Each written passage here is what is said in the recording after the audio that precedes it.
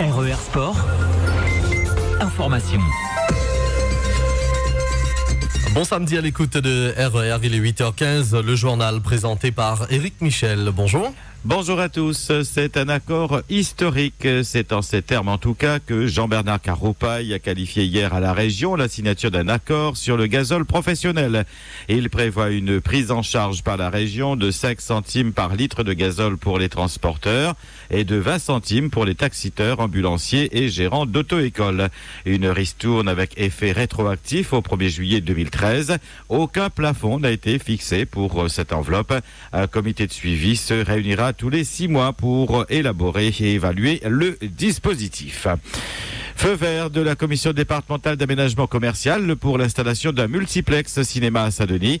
Une décision prise hier à l'unanimité des membres et c'est le projet Le Grand Plaza du groupe Investissement et Commerce qui a été retenu.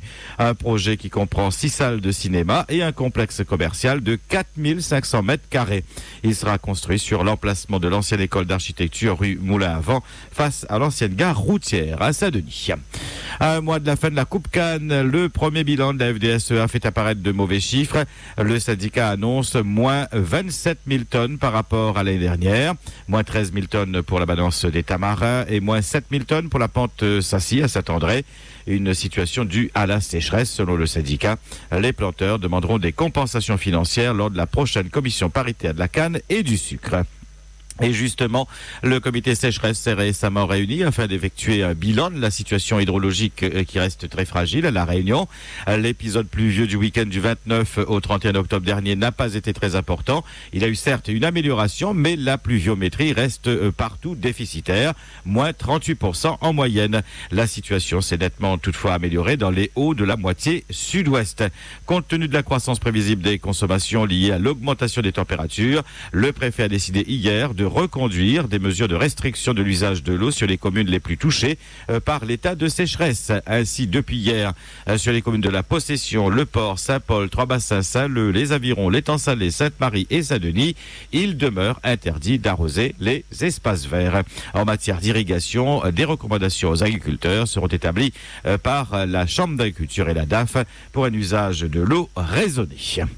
Resurgence du ver blanc en ces premiers jours d'été dans les champs de canne, mais aussi des dégâts ont été signalés sur certaines cultures maraîchères, les fraisiers en particulier. Dans un communiqué, la préfecture rappelle que la lutte biologique conduite depuis les années 90 contre les vers blancs est réalisée avec succès et nécessite de poursuivre et de renforcer cette lutte obligatoire et collective afin de maîtriser les populations des ravageurs. La préfecture réaffirme l'application du bétel à la dose de 50 kg par hectare lors de la replantation de la canne. Un nouvel arrêté préfectoral étend maintenant la protection au secteur du maraîchage afin de tenir compte des populations de vers blancs dans les Hauts. Un homme a été arrêté hier à proximité du village artisanal de Lépron à Saint-Paul. Il a menacé avec un pistolet le facteur du quartier. Le suspect est actuellement en garde à vue où il a expliqué qu'il attend désespérément une carte bancaire qui n'arrive pas. En signe de protestation, les facteurs de Saint-Paul ont décidé de se mettre en grève aujourd'hui. Un nouveau président pour le Conseil général des jeunes. Il s'appelle Saméry Técher et est scolarisé au collège de Brapanon. Il aura pour première vice-présidente Mélissa Abrantès du collège Edmond Albius du Port et deuxième vice-président Nicolas Vidotte du collège Saint-Michel à Saint-Denis. Le nouveau président a annoncé qu'il souhaite construire durant sa mandature un projet en faveur des enfants victimes de maltraitance et des enfants handicapés. Dans la région, à Madagascar, Jean-Louis Robinson et Eri Rajao Nariman Piana qualifiés pour le deuxième tour de l'élection présidentielle. Le premier, soutenu par l'ancien président Marc Ravalomanan, a obtenu 21,10% des suffrages. Le second, soutenu par Ange Radjoel, l'actuel président de la transition, a recueilli 15,93%. Des chiffres communiqués hier par la Commission électorale nationale indépendante pour la transition. Le second tour de cette présidentielle aura lieu le 20 décembre prochain. Retour chez nous. Demain, Saint-Paul va commémorer le 350e anniversaire du peuplement de la Réunion. Des milliers de spectateurs sont attendus sur la place du débarcadère, qui sera d'ailleurs rebaptisée place du peuplement de la Réunion. La circulation sur le front de mer sera coupée pour permettre le développement et le déroulement des spectacles. Fresques historiques musicales, spectacles chorégraphiques, spectacles de danse, spectacles son et lumière et un grand cabaret pour clôturer le tout. En sport, en handball, Créteil ne viendra pas à La Réunion pour disputer le 32e tour de la Coupe de France à la fin novembre. La décision est tombée hier matin. Problème, c'est que la JSB a déjà longtemps prévenu qu'elle n'a pas les moyens financiers pour faire ce déplacement. Aussi, les dirigeants bénédictins ont déposé un recours devant la Fédération nationale et préviennent que si la décision reste négative, il n'y aura pas de match.